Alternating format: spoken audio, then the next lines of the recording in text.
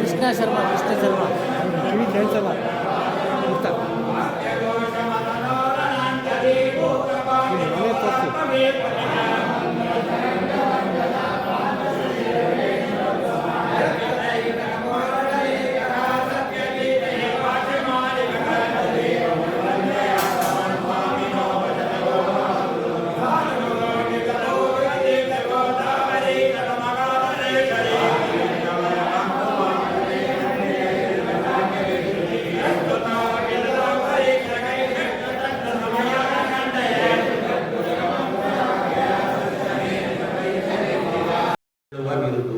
ಪರಮಾತ್ಮನಿಗೆ ಸಂಸಾರ ಮೂಲ ಬೀಜ ಯಾವುದು ಪಾಪಕರ್ಮ, ಅದನ್ನೆಲ್ಲ ಸುಟ್ಟು ಹಾಕಿ ಲಿಂಗ ಶರೀರವನ್ನೇ ಕಳಚಿ ಹಾಕುವವ ಆದ್ದರಿಂದ ಅವನನ್ನ ಅರೌದ್ರ ಅಂತ ಕರೆಯಬೇಕು. ಹಾಗೆ ಪರಮಾತ್ಮ ಈ ಜಗತ್ತನ್ನು ತನ್ನೊಳಗೆ ಇಟ್ಟುಕೊಳ್ಳುತ್ತಾನೆ. ಹಾಗಾಗಿ ಅವನಿಗೆ ಏನಂತ ಕರೆಯಬೇಕು? ಮಹಾಕವಿ ಮಹಾವಿಷಯ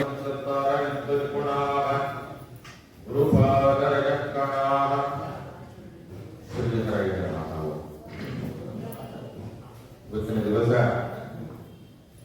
ವಿಶೇಷವಾದ ಪರ್ವಕಾಲ. ಅನೇಕ ಕಾರಣಗಳಿವೆ.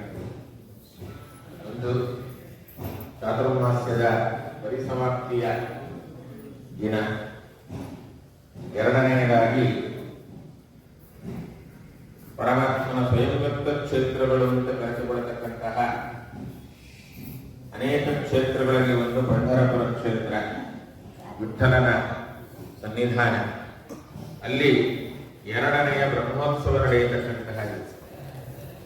ಆಷಾಢದಲ್ಲಿ ಒಂದು ಬ್ರಹ್ಮೋತ್ಸವ, ಕಾರ್ತೀಕದಲ್ಲಿ ಒಂದು ಬ್ರಹ್ಮೋತ್ಸವ, ಎರಡು ಬ್ರಹ್ಮೋತ್ಸವ ನಡೆಯಿತು. ಇವತ್ತಿನ ದಿವಸ ಬ್ರಹ್ಮೋತ್ಸವದ ಮಹಾರಥೋತ್ಸವದ ಪರ್ವಕಾಲ. ಮೂರನೆಯದಾಗಿ ವಿಜಯದಾಸರ ಆರಾಧನೆಯ ಪರ್ವಕಾಲ. ಹಾಗೆ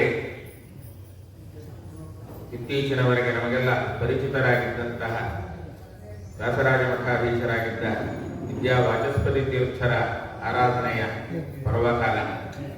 ಹೀಗೆ ಅನೇಕ ಕಾರಣಗಳಿಂದ ವಿಶೇಷವಾದಂತಹ ಒಂದು ಪರ್ವಕಾಲ ಇವತ್ತು ದಿವಸ.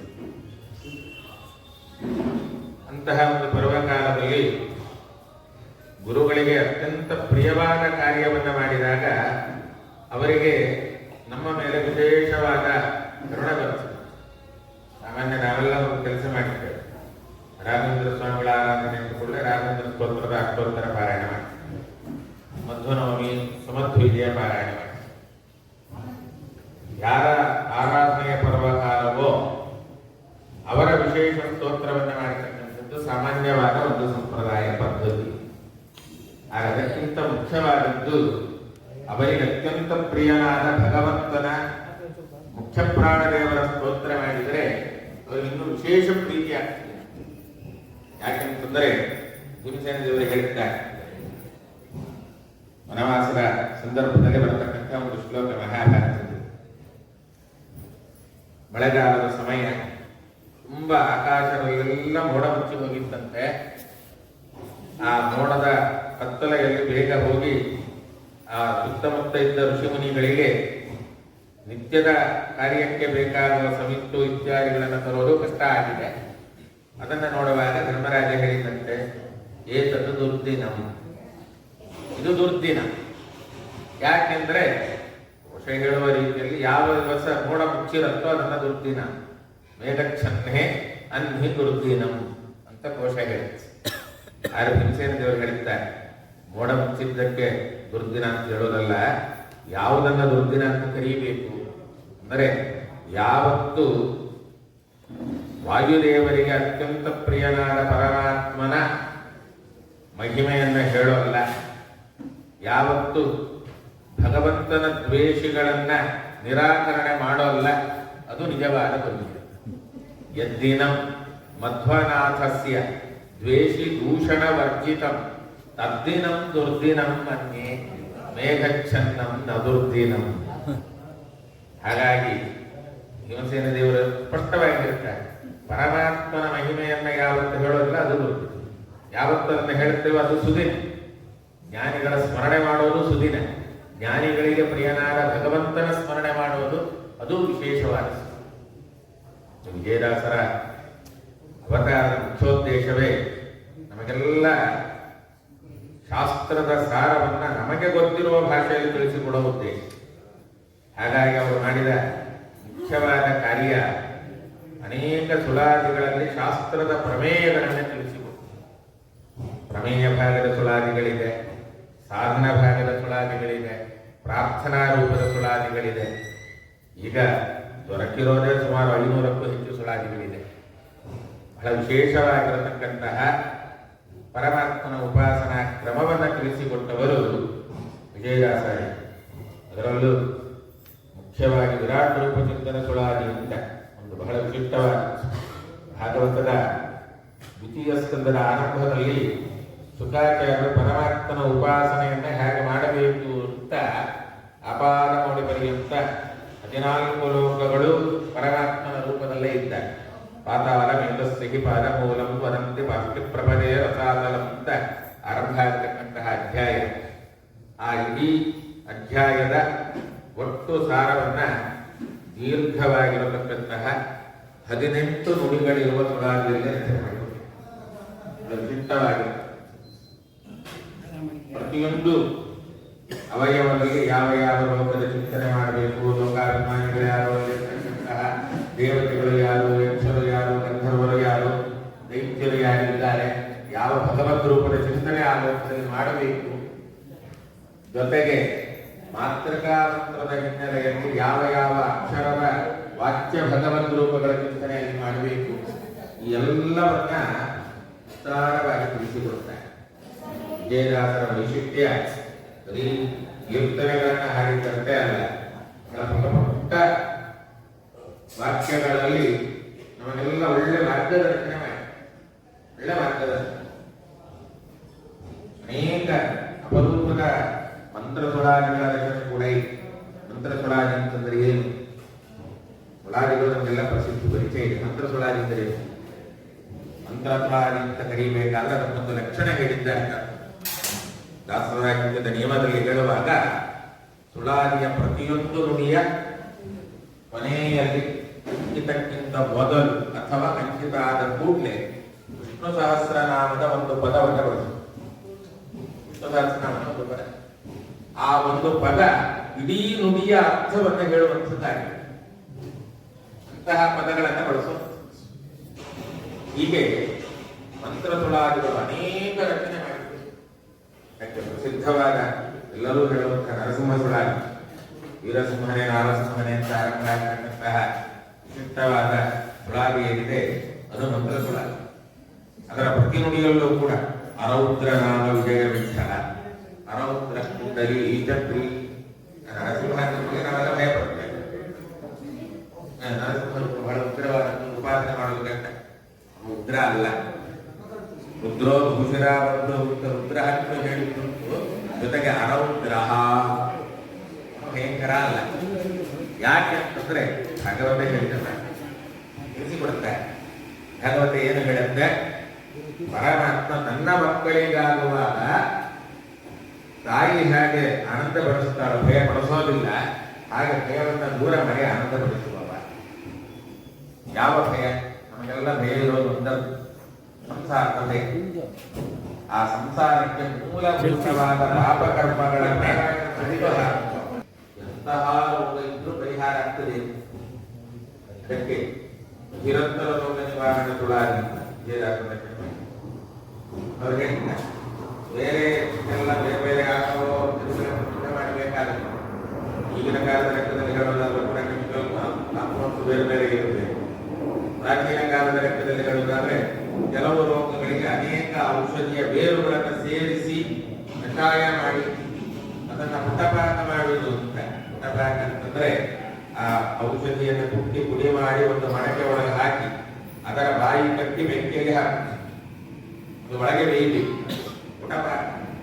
ಈ ತರಹ ಯಾವ ಕಷ್ಟ ಪಡೋದು ಬೇಕಿಲ್ಲ. ಇದೇ ಒಂದು ಔಷಧಿ ಇದೆ, ಅದನ್ನ ಬಳಸಿ ಮಟ್ಟಿ ಬರ್ಬೋದು ನಡೆಸಿ ಎಲ್ಲರೂ ಬಾಹ್ಯ ರೋಗಕ್ಕೂ ಆಗತ್ತೆ, ಆಂತರಿಕ ರೋಗಕ್ಕೂ. ಬಹಿರಂತರ ರೋಗ ನಿವಾರಣವಾಗುವುದಿದು ಅಹಿಷಾಗಿ ನಮ್ಮ ವಿಜಯ ವಿಠಲ ನಾಮ ಔಷಧ. ವಿಜಯ ವಿಠಲನ ನಾಮ ಇದೆಯಲ್ಲ, ಅದೇ ಬಾಹ್ಯ ರೋಗವನ್ನು ಪರಿಹಾರ ಮಾಡ್ತದೆ, ಆಂತರಿಕ ರೋಗವನ್ನು ಪರಿಹಾರ. ಉಪಾಸನೆ ಮಾಡುವುದು ಬಹಳ ಮುಖ್ಯ. ಸರಿ, ಉಪಾಸನೆ ಮಾಡೋಣ. ಆದ್ರೆ ಹೇಗೆ ಮಾಡಬೇಕು ಗೊತ್ತಿಲ್ಲ ನಮಗೆ, ತಿಳಿಸಿಕೊಡೋರೆ. ಯಾಕಂದ್ರೆ ನಮ್ಮ ಗುರುಗಳಿದ್ದಾರೆ, ಒಂದು ಜನ್ಮದ ಗುರುಗಳೆಲ್ಲ ಇವರು, ಅನೇಕ ಜನ್ಮದವರು. ಆಚಾರ್ಯ ಶ್ರೀಮದ್ ಆಚಾರ್ಯ ಸಂತೋಮೆ ಆ ಜನ್ಮನಿ ಅನ್ನೋ ವಾಕ್ಯ ಏನಿದೆ ಶಾಸ್ತ್ರದ್ದು, ಅದರ ಸಾರವನ್ನು ಬಹಳ ಸರಳವಾಗಿ ಹೇಳಿದ್ದಾರೆ. ಅನಂತ ಜನ್ಮಕ್ಕೂ ನೀನೇ ಗುರು ಎಂಬ ಜ್ಞಾನವೇ ಕೊಡೋದಿಯ ವಿಜಯ ವಿಠಲ. ಅನಂತ ಜನ್ಮಕ್ಕೂ ನೀನೇ ಗುರು ಎಂಬ ಜ್ಞಾನ. ಗೊತ್ತು ನಿನ್ನೆ ಅಲ್ಲ, ಮುಂದೆ ಮುಂದೆ ಎಲ್ಲ ಕಾಲದಲ್ಲೂ ಕೂಡ ನೀನೇ ನಮಗೆ ದಾರಿ ತೋರಿಸುವವನ ಆಗಬೇಕು. ಯಾಕೆಂದ್ರೆ ನಾವು ಮುಂದೆ ಎಷ್ಟು ಬಾರಿ ಹುಟ್ಟಿ ಬಂದಿದ್ದೇವೆ ಗೊತ್ತಿಲ್ಲ. ಆದರೆ ಯಾವ ರೂಪದಲ್ಲೇ ಇರಲಿ, ಯಾವ ಆಕಾರದಲ್ಲಿ ಇರಲಿ, ನಮ್ಮ ಜೊತೆಗೆ ಯಾವಾಗಲೂ ಇದ್ದುಕೊಂಡು ಕಾಲಕಾಲಕ್ಕೆ ಸರಿಯಾಗಿ ನಮಗೆ ಬೇಕಾಗಿರತಕ್ಕಂತಹ ಎಲ್ಲ ರೀತಿಯ ಅನುಕೂಲಗಳನ್ನು ಮಾಡಿಕೊಟ್ಟಿದ್ದಾನೆ ಭಗವಂತ. ಆದ್ದರಿಂದ ಅವನನ್ನು ನಾವು ಮರೆಯುವ ಹಾಗಿಲ್ಲ. ಅಂತಹ ಪರಮಾತ್ಮನ ಬಗ್ಗೆ ತಿಳಿಸಿಕೊಡೋರು ಮುಖ್ಯ ಪ್ರಾಣಿಗಳು. ಅವರನ್ನು ಕೇಳಬೇಕು. ಮನೆ ತಿಳಿಸಿಕೊಟ್ರೆ ಆಗಿಲ್ಲ, ನಮಗೆ ಕ್ರಮವಾಗಿ ತಿಳಿಸಿಕೊಡ್ಬೇಕು. ಎಲ್ಲೋ ತಿಳಿಸಿಕೊಡುವುದಲ್ಲ, ನಮ್ಮ ಹೃದಯ ಮಧ್ಯದಲ್ಲಿ ನೀವಿರಬೇಕು. ನಿಮ್ಮೊಳಗೆ ಭಗವಂತ ಇದ್ದಾನೆ ಅಂತ ಆತನ್ನ ಮಗವಾತ ಆತನ್ನ ರೂಪವ ಗಾತುರದೊಳು ನಿನ್ನೊಳಗೆ ತೋರು. ಗಾತ್ರ ಶರೀರದ ಒಳಗೆ ನೀನಿರಬೇಕು. ನಿನ್ನ ಒಳಗೆ ಆತನ ಮಹಿಮೆಯನ್ನು ಅದು ಹೇಗೆ ತಿಳ್ಕೋಬೇಕು? ಸುಮ್ಮನೆ ಪರಮಾತ್ಮ ಸರ್ವೋತ್ತಮ ಹೇಳಿದ್ರೆ ಸಾಕು. ತಾರತಮ್ಯ ಕ್ರಮದಲ್ಲಿ ವರ್ಣಾವರ ವಂದ್ಯ ವಿಜಯ ವಿಠಲರೇಗನ ಸೇರುವ ಪರಿಮಾಡು ತಾರತಮ್ಯ ಭಾವದಲ್ಲಿ ಕ್ರಮಬದ್ಧವಾಗಿ ಅವನ ಉಪಾಸನೆ ಮಾಡುವಂತಹ ಅನುಗ್ರಹ ಮಾಡಬೇಕು ಅಂತ ಮುಖ್ಯ ಪ್ರಾಣದೇವರನ್ನ. ಹೀಗೆ ಪ್ರತಿಯೊಬ್ಬ ದೇವತೆಗಳ ಉಪಾಸನಾ ಕ್ರಮವನ್ನು ಕೂಡ ವಿಶಿಷ್ಟ ರೀತಿಯಲ್ಲಿ ತಿಳಿಸಿಕೊಡುತ್ತಾರೆ. ರುದ್ರದೇವರನ್ನ ಪ್ರಾರ್ಥನೆ ಮಾಡಬೇಕು. ಏನಂತ ಪ್ರಾರ್ಥನೆ ಮಾಡುವುದು? ಮನೋನಿಯಾಮ. ನಮ್ಮ ಮನಸ್ಸು ಏಕಾಗ್ರವಾಗಿರಲಿ. ಯಾಕೆ ಏಕಾಗ್ರವಾಗಿರಬೇಕು? ತೈಲಧಾರೆಯಂತೆ ಮನಸ್ಸು ಕೊಡೋ ಹರಿಯಲ್ಲಿ, ಜಲಧಾರೆಯಂತೆ ಅಲ್ಲ, ತೈಲಧಾರೆಯಂತೆ. ಒಮ್ಮೆ ಕೆಳಗೆ ಬೀಳಲಿಕ್ಕೆ ಶುರುವಾದರೆ ಎಣ್ಣೆಯ ಧಾರೆ ನಿಲ್ಲುವುದಿಲ್ಲ. ಹಾಗೆ ಪರಮಾತ್ಮನಲ್ಲಿ ಮನಸ್ಸು ನಿರಂತರ ಇರಬೇಕು, ಯಾವತ್ತೂ ನಿಲ್ಲಬಾರದು. ಅಂತಹ ಅನುಗ್ರಹ ಮಾಡಿ. ಹಾಗೆ ಪ್ರಾರ್ಥನೆಯನ್ನ ಮಾಡುವಾಗ ಒಂದು ಎಚ್ಚರಿಕೆ, ಆಚಾರ್ಯರ ಶಾಸ್ತ್ರ ಇಲ್ಲದೆ ಮುಂದೆ ಹೋಗಿ. ಅದಕ್ಕೆ ಅವರು ಒಳ್ಳೆ ಜ್ಞಾನ ಕೊಡ್ತಾರೆ. ಎಂತಹ ಜ್ಞಾನ ಕೊಡುವುದು? ಜಗನ್ನಾಥದಾಸರು ಪ್ರಾರ್ಥನೆ ಮಾಡಿದ್ದ ಹಾಗೆ, ಅಜ್ಞಾನ ತಿಮಿರಚ್ಛೇದ ಬುದ್ಧಿ ಸಂಪತ್ಪ್ರದಾಯ. ಎರಡು ಪಾಠ ಇದೆ, ಒಂದು 0 ಸೇರಿಸಿಕೊಂಡು ಹೇಳ್ತೇವೆ. ಅಜ್ಞಾನ ತಿಮಿರಚ್ಛೇದಂ ಬುದ್ಧಿ ಸಂಪತ್ಪ್ರದಾಯ. ಶುದ್ಧವಾದ ಪಾಠ ಅಜ್ಞಾನ ತಿಮಿರಚ್ಛೇದ ಬುದ್ಧಿ ಸಂಪತ್ಪ್ರದಾಯ. ಅಜ್ಞಾನದ ಕತ್ತಲೆಯನ್ನ ಕಳೆಯುವಂತಹ ಬುದ್ಧಿ ಅನ್ನುವ ಸಂಪತ್ತನ್ನು ನಮಗೆ ಕೊಡುತ್ತಾರೆ, ಜ್ಞಾನವನ್ನು ಕೊಡುತ್ತಾರೆ. ಜ್ಞಾನ ಕೊಡಲಿಕ್ಕೆ ಒಂದು ಪ್ರಭುಋಷಿಗಳ ಅಂಶ ಸಂಭೂತ. ಪ್ರಭುಋಷಿಗಳ ಕೆಲಸ ಪರಮಾತ್ಮನ ಸರ್ವೋತ್ತಮತ್ವವನ್ನು ತಿಳಿಸಿಕೊಡ್ತು. ಅದಕ್ಕೆ ಪ್ರಭುಋಷಿಗಳನ್ನು ಏನಂತ ಪ್ರಾರ್ಥನೆ ಮಾಡಬೇಕು? ಜಗನ್ನಾಥದಾಸರು ಹೇಳಿದ್ದಾರೆ ತಾರತಮ್ಯ ಸಂಧಿಯಲ್ಲಿ ಹೇಳುವಾಗ, ಪ್ರಭುಋಷಿಗಳ ಪ್ರಾರ್ಥನೆ ಏನು? ಆ ಸರಸ್ವತಿ ತೀರದಲ್ಲಿ ಉನ್ನಯಿಸಲು ಆ ಮುನಿಗಳೊಂದಿಗೆ ಜಲಜಾಸನ ಮಹೇಶ ಅಚ್ಯುತರ ಲೋಕಗಳಿಗೆ ಹೋಗಿ ತಾ ಸಕಲ ಗುಣಗಳ ವಿಚಾರಿಸಿ ಕೇಶವನೇ ಪರದೈವವೆಂದು ಉಪದೇಶಿಸಿದ ಭೃಗು ಮುನಿಪ ಕೊಡನೆಮಗೆ ಅಖಿಲ ಪುರುಷ. ಮೂರು ಲೋಕಗಳಿಗೆ ಹೋಗಿ ಪ್ರತಿಯೊಬ್ಬರ ವಿಶೇಷತೆ ಏನು ಅಂತ ತೋರಿಸಿಕೊಟ್ಟು ಪರಮಾತ್ಮನ ಸರ್ವೋತ್ತಮತ್ವವನ್ನ ಎಲ್ಲ ಋಷಿಗಳಿಗೆ ಅವರ ಪ್ರಾರ್ಥನೆಯಂತೆ ತಿಳಿಸಿಕೊಟ್ಟರು. ಸಮಯ ಹೋಗಿ ಹೇಳಿ, ಪ್ರಾರ್ಥನೆ ಮಾಡಿದಾಗ ಹೇಳಿ, ಶಾಸ್ತ್ರದ ನಿಯಮ ಆಗಿ ನಾ ಸಂವತ್ಸರ ವಾಸನೆ ಪ್ರಬ್ರೂಯ ನಾ ಅಪ್ರವಕ್ತರೆ ನಾ ಪುಸ್ತಕ ಕಸ್ಯಚಿತ್ ಬ್ರೂಯ. ಅನೇಕ ವಾಕ್ಯಗಳು ಹೇಳುತ್ತೆ. ನಾವು ಕೇಳದೆ ಹೇಳಬಾರದು. ಏನೋ ಗೊತ್ತಿರೋರಿಗೆ ಹೇಳ್ತೀವಿ ಹೇಳುವುದಲ್ಲ. ಅವರಿಗೆ ಸಂದೇಹ ಇದ್ದಾಗ ಪರಿಹಾರ ಮಾಡಿ. ಅದಕ್ಕೆ ಜಯರಾಜರ ಪ್ರಶಿಷ್ಯರು ಶ್ರೀಧರುತ್ತಲರು ಹೇಳ್ತಾರೆ, ನಿಮ್ಗೆ ಎಷ್ಟು ಸಂದೇಹ ಬರುತ್ತೋ ಹೇಳ್ತಾರೆ, 4 ಸೂತ್ರಗಳು ನೆನಪಿಟ್ಟುಕೊಳ್ಳಿ, ಜೀವನ ಚೆನ್ನಾಗಿರುತ್ತೆ. ಏನದು? ಯಾರು ಏನೇ ಹೇಳಿ ತಲೆ ಕೆಡಿಸ್ಕೋಬೇಡಿ, ಅದರ ಬಗ್ಗೆ ಗಮನ ಕೊಡದೆ ಪರಮಾತ್ಮನ ಕಡೆ ಗಮನ ಕೊಡಿ. ನಿಂದಾ ಸ್ತುತಿಗಳ ನೀ ತಾಳಿ, ಬಲು ಸಂದೇಹ ಬಂದಲ್ಲಿ ಕೇಳಿತು, ಬಂದಷ್ಟರಲ್ಲಿ ನೀ ಬಾಳಿತು, ಗೋವಿಂದ ನಿನ್ನವನೆಂದು ಹೇಳಿತು. ಈ 4 ಸೂತ್ರ ನಮಗಿದ್ದರೆ ನೆಮ್ಮದಿಯಾಗ್ತದೆ. ಪರಮಾತ್ಮನ ಚಿಂತನೆ ನಿರಂತರ ಇರುತ್ತೆ. ಅಂತ ಒಳ್ಳೆ ಬುದ್ಧಿಯನ್ನ ತೋರಿಸಿಕೊಟ್ಟವರು, ತಿಳಿಸಿಕೊಟ್ಟವರು ವಿಜಯದಾಸರು. ಅವರು ತಿಳಿಸಿಕೊಟ್ಟ ಮಾರ್ಗದಲ್ಲಿ ಆ ಭಗವತಾದಿಗಳ ಹಿನ್ನೆಲೆಯಲ್ಲಿ ವಿಶಿಷ್ಟವಾದ ಚಿಂತನ ಕ್ರಮವನ್ನ ನಾರಾಯಣ ಪಂಡಿತಾಚಾರ್ಯರು ನಮಗೆ ಸುಮಧ್ವಿಜಯದಲ್ಲಿ ತೋರಿಸಿಕೊಡುತ್ತಾರೆ. ಪರಮಾತ್ಮನ ಉಪಾಸನೆ ಹೇಗೆ ಮಾಡಬೇಕು, ಅಪಾದ ನೋಡಿ ಪರ್ಯಂತ ಪರಮಾತ್ಮನ ಚಿಂತನ ಕ್ರಮ. 7ನೇ ಸತ್ಯಕ್ಕೆ ಬಂದರೆ ಪ್ರಣಮಾಮಿ ಪದದ್ವಯಂ ವಿಭೋಧ್ವಜ ವಜ್ರಾಂಕುಶ ಪದ್ಮಚಿಹ್ನವದು ಅಂತ ಆರಂಭ ಮಾಡಿ ಬಹಳ ವಿಶಿಷ್ಟ ರೀತಿಯಲ್ಲಿ ವೇದವ್ಯಾಸ ದೇವರ ಚಿಂತನೆ, ಆ ವೇದವ್ಯಾಸರು ತಿಳಿಸಿಕೊಟ್ಟ ಶಾಸ್ತ್ರದ ಹಿನ್ನೆಲೆಯಲ್ಲಿ ಅನಂತ ಭಗವದ್ ರೂಪಗಳ ಅಭೇದ ಚಿಂತನೆ. ಪರಮಾತ್ಮನೇ ಸತತ ಮೇಘರೂಪಿಣೆ, ದಶರೂಪಿಣೆ ಶತ ಸಹಸ್ರ ರೂಪಿಣೆ, ಅವಿಕಾರಿಣೆ ಸ್ಫುಟಮನಂತ ರೂಪಿಣೆ, ಸುಖಚಿತ್ ಸಮಸ್ತತನವೇ ನಮೋ ನಮಃ ಅಂತ ವಿಶೇಷ ರೀತಿಯಲ್ಲಿ ಆ ಅಭೇದ ಚಿಂತನ ಕ್ರಮ. ಪರಮಾತ್ಮನ ಉಪಾಸನೆ ಹಾಗೂ ಮಾಡಬಹುದು. ಅಪಾರ ಮುನಿ ಪರ್ಯಂತರವೂ ಮಾಡಬಹುದು, ಶಿರಸ್ಸಿನಿಂದ ಬಾರದವರೆಗೂ ಮಾಡಬಹುದು. ಅದಕ್ಕೆ 7ನೇ ಸರ್ಗ ಅಪಾರ ಮುನಿ ಪರ್ಯಂತ ಚಿಂತನೆ ಹೇಳಿದರೆ 11ನೇ ಸರ್ಗ ಕಿರೀಟದಿಂದ ಆರಂಭವೇ. ಮಣಿರಾಜರಾಜಿಕ ಮಹಾಕುಟ ಚಿದಿಕಾಂತ ಕುಂತಲ ಸಹಸ್ರದಯ ಅಲಿಗಾರ್ಧಚಂದ್ರ ವಿಲಸತ್ತಿರಕಂ ಶ್ರವಣವಲ್ಲ ಸತ್ಮಕರ ಕುಂಡಲಯುಕ್ತು. ಇಲ್ಲ ಅನಂತ ರೂಪಿಣೆ ಇದನ್ನು ಗಂಟು ಚಿಂತನೆ ಮಾಡಲಿಕ್ಕಾಗುವುದು ಏನು? ಅದರ ಸಂದೇಹವೇ ಹೆಚ್ಚು. ಅದಕ್ಕೂ ಉತ್ತರ ಕೊಡ್ತಾರೆ ಪಂಡಿತ ಅಧಿಕಾರಿಣ ಗುಣ ವಿಶೇಷವಶಾತ್ ವಿಪದಾದಿ ಅನಂತ ಚರಣಾಂತಯ. ನಿಮ್ಮ ಸಾಮರ್ಥ್ಯ ಎಷ್ಟಿದೆಯೋ ಅಷ್ಟು ಮಾಡಿ ಪರಮಾತ್ಮ ಆ ರೂಪಗಳ ದರ್ಶನ ಮಾಡಿಸ್ತಾನೆ. ಆ ಕ್ರಮದಲ್ಲಿ ಚಿಂತನೆ ಮಾಡಿ ಅಂತ ತೋರಿಸಿಕೊಟ್ಟು ಅದನ್ನ ತಿಳಿಸಿಕೊಟ್ಟ ವಾಯುದೇವರ ಚಿಂತನ ಕ್ರಮವನ್ನು ಕೂಡ 7ನೇ ಸರ್ಗದಲ್ಲಿ ಒಮ್ಮೆ ಮತ್ತೆ 13ನೇ ಸರ್ಗದಲ್ಲಿ ವಿಸ್ತಾರವಾಗಿ ಪಾರಾಯಣ ಪರ್ಯಂತ ವರ್ಣನೆ ಮಾಡಿದ್ದುಂಟು. ಅಂತಹ ಸುಮಧ್ವಿಜಯದ ಪಾರಾಯಣ ಅದು ವಿಜಯದಾಸರಿಗೆ ಎಲ್ಲ ಜ್ಞಾನಿಗಳಿಗೂ ಅತ್ಯಂತ ಇಷ್ಟವಾಗಿರ್ತಕ್ಕಂಥದ್ದು. ಸುಮಧ್ವಿಜಯದ ಹಿನ್ನೆಲೆಯಲ್ಲಿ ಪರಮಾತ್ಮನ ಚಿಂತನೆಯನ್ನು ಮಾಡತಕ್ಕಂಥದ್ದು ಎಲ್ಲವೂ ಕೂಡ ಹರಿವಾಯುಗುರುಗಳ ಅನುಗ್ರಹಕ್ಕೆ ಕಾರಣವಾಗತಕ್ಕಂಥದ್ದು. ಅಂತಹ ಹರಿವಾಯುಗುರುಗಳ ಅನುಗ್ರಹ ನಮಗೆಲ್ಲ ವಿಶೇಷವಾಗಿ ಪ್ರತಿ ವರ್ಷವೂ ಕೂಡ ವಿಜಯದಾಸರ ಆರಾಧನೆಯ ನೆಪದಲ್ಲಿ ನಮ್ಮ ಪಾದಯಾತ್ರೆ ನಾಗರಾಜರು ಬಲಿನಾಗರಾಜರನ್ನು ನೆನಪಾಗುವುದೇ ಪಾದಯಾತ್ರೆ ಅಂತಹ ಅವರು ಸುಮಧ್ವಿಜಯದ ಪದಗಳ ಪಾದಯಾತ್ರೆಯನ್ನು ನಿತ್ಯ ನಮಗೆ ಮಾಡುತ್ತಾ ಇರಲಿ ಅಂತ ಅವರಿಗೆ ವಿಶೇಷವಾಗಿ ನಿಜವಾಗಿಯೂ ಅನುಗ್ರಹವನ್ನು ಮಾಡಲಿ ಪ್ರಾರ್ಥನೆ ಮಾಡ್ತಾ ಶ್ರೀಕೃಷ್ಣಾರ್ಪಣಮಸ್ತು. ಸರ್ವೇಂದ್ರಿಯ ಪ್ರಿಯರಕಿರಣ ಶ್ರೀಪ್ರಾಣವತಿನೇಲಿತಃ ಇದವೋಚಮಹಂಸೇನ ಪ್ರಿಯತಾಂ ಕಮಲಾಲಯ.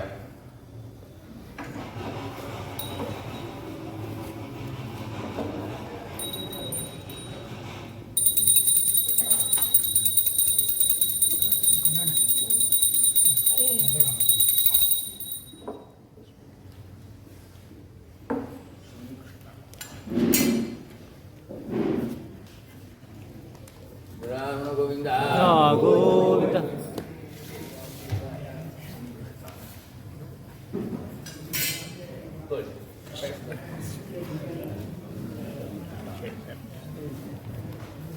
ವಾಸುದೇವ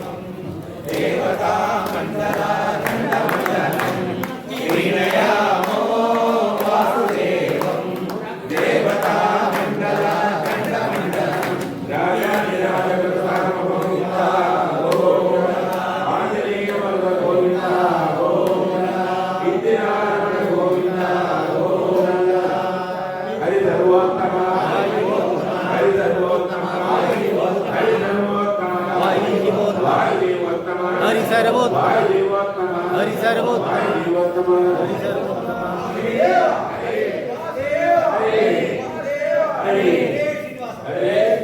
ವಿಜಯರಾಯನ ಪಾದಾರವಿಂದಕ್ಕೆ ಗೋವಿಂದ ವಿಜಯರಾಯನ ಪಾದಾರವಿಂದಕ್ಕೆ ಗೋವಿಂದ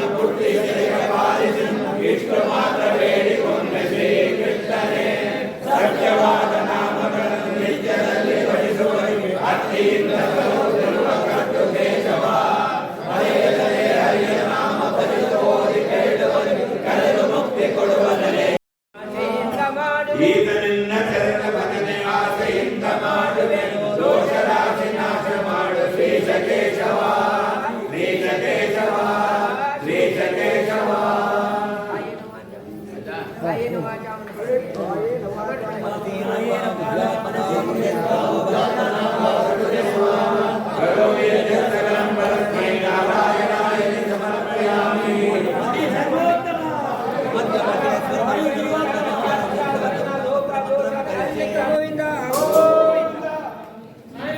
ಭಕ್ತಾದಿಗಳಲ್ಲಿ ಸೂಚನೆ, ಇವತ್ತು ದೊಡ್ಡ ಒಂದು ಪರ್ವಕಾಲ ವಿಜಯರಾಯರ ಆರಾಧನಾ ಮಹೋತ್ಸವ. ಈ ಒಂದು ಶುಭ ದಿನದಲ್ಲಿ ನಾವೆಲ್ಲ ಬಂದು ಸುಮಧ್ವಿಜ ಪಾರಾಯಣ ಹಾಗೂ ವಿಜಯದಾಸರ ಕವಚ ಪಾರಾಯಣ ಮಾಡಿದ್ದೀರಿ. ಅದು ಅತ್ಯಂತ ನಮಗೆ ಶ್ಲಾಘನೀಯ. ಯಾಕೆಂದರೆ ವಿಜಯರಾಯರ ಅನುಗ್ರಹ ನಮಗೆಲ್ಲ ಖಂಡಿತ ಬೇಕೇ ಬೇಕು. ವಿಜಯರಾಯರ ಅನುಗ್ರಹ ನಮಗಿದ್ರೆ ನಾವು ಜೀವನದಲ್ಲಿ ಹೇಗೋ ಮುಂದೆ ಪಾರಾಗ್ಬಿಡ್ತೀವಿ. ಸೊ ಅಂತ ಒಂದು ಸುದಿನದಲ್ಲಿ ನಾವೆಲ್ಲ ಬಂದು ಇದೆಲ್ಲ ಪಾಲ್ಗೊಂಡು ಚೆನ್ನಾಗಿ ಪಾರಾಯಣ ಮಾಡಿಕೊಟ್ಟಿದ್ದೀರಿ. ನಿಮಗೆಲ್ಲರೂ ನಮ್ಮ ಸುಮಧ್ವೈತ ವತಿಯಿಂದ ಅತ್ಯಂತ ಧನ್ಯವಾದಗಳು ಅರ್ಪಿಸ್ತಾ ಇದ್ದೇವೆ. ಹಾಗೂ ಇವಾಗೆಲ್ಲ ಕಾರ್ಯಕ್ರಮ ಆಗೋಗಿದೆ. ಒಂದು ಮಹಾಮಂಗಳಾರತಿ ಆಗುತ್ತೆ, ಮಹಾಮಂಗಳಾರತಿ ಆಗುತ್ತೆ. ತದನಂತರ ಎಲ್ಲರೂ ತೀರ್ಥ ಪ್ರಸಾದ ಮೊದಲೇ ಮಾಡಿದ್ದಲ್ಲಿ ದಯವಿಟ್ಟು ಮೊದಲನೇ ಮಾಡಿಗೆ ದಯವಿಟ್ಟು ಎಲ್ಲರೂ ಯಾರ್ಯಾರು ಕೈಲಾಗಲ್ಲೋ ಅವ್ರ ಮೊದಲು ಲಿಫ್ಟಲ್ಲಿ ಹೋಗ್ಬೋದು. ಬೇರೆಯವರು ದಯವಿಟ್ಟು ಹಂಗೆ ಬೆಟ್ಟ ಹತ್ಕೊಂಡು ಹೋಗ್ಬಿಡಿ. ಎಲ್ಲ ಎಲೆಯೆಲ್ಲ ಹಾಕೋ ರೆಡಿ ಇದೆ, ಮೊದಲೇ ಮಾಡಿ. ದಯವಿಟ್ಟು ಎಲ್ಲರೂ. ಆಮೇಲೆ ಅಲಂಕಾರ ಬ್ರಾಹ್ಮಣರು ಅವರು ಬಂದ್ಬಿಟ್ಟಿದ್ದಾರೆ. ಏನು ಅಲಂಕಾರ ಬ್ರಾಹ್ಮಣರಿಗೆ ಕೂಡಿಸ್ತೀವಿ ಇವಾಗ. ಅವ್ರಿಗೆ ಅಲಂಕಾರ ಬ್ರಾಹ್ಮಣರ ಸೇವಾ ಏನಾದ್ರು ಮಾಡೋದಿದ್ರೆ ದಯವಿಟ್ಟು ಕಾಣಿಕೆ ಕೊಡೋದಿದ್ರೆ ದಯವಿಟ್ಟು ಅದನ್ನು ಕೊಡ್ಬೋದು. ಗೊತ್ತಾರೆ